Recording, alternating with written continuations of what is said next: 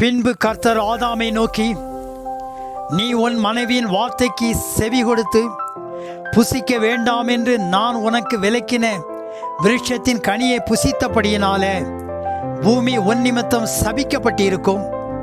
நீ உயிரோடு இருக்கும் நாளெல்லாம் வருத்தத்தோடு அதன் பலனை புசிப்பாய். அது உனக்கு முள்ளும் குறுக்கும் முளைப்பிக்கும் வெளியின் பயிர் வகைகளை புசிப்பாய்.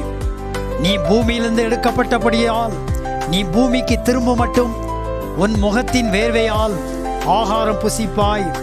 நீ மண்ணாயிருக்கிறாய், மண்ணுக்கு திரும்புவாய் என்றார். ஆதாம் தன் மனைவிக்கு ஏவாள் என்று பெயரிட்டான். ஏனெனில் அவள் ஜீவன் உள்ளோருக்கெல்லாம் தாயானவள். தேவனாய கர்த்தர் ஆதாமுக்கும் அவன் மனைவிக்கும் தோல் உடைகளை உண்டாக்கி அவளுக்கு உடுத்தினார். பின்பு தேவனாய கர்த்தர், இதோ மனிதன் நன்மை தீமை அறியத்தக்கவனாய் நம்மில் ஒருவரை போல் ஆனான். இப்பொழுதும் அவன் தன் கையை நீட்டி ஜீவ விருட்சத்தின் கனியையும் பறித்து புசித்து என்றென்றைக்கு உயிரோடு இராதபடிக்கு செய்ய வேண்டும் என்று அவன் எடுக்கப்பட்ட மண்ணை பண்படுத்த தேவனாய கர்த்தர் அவனை ஏதேன் தோட்டத்திலிருந்து அனுப்பிவிட்டார்.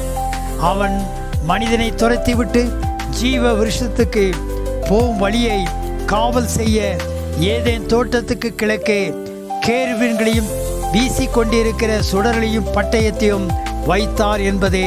ஆமீன். ஆண்டவரின் அன்பை பரப்ப லைக், ஷேர், சப்ஸ்கிரைப் மற்றும் கமெண்ட் பண்ணுங்க.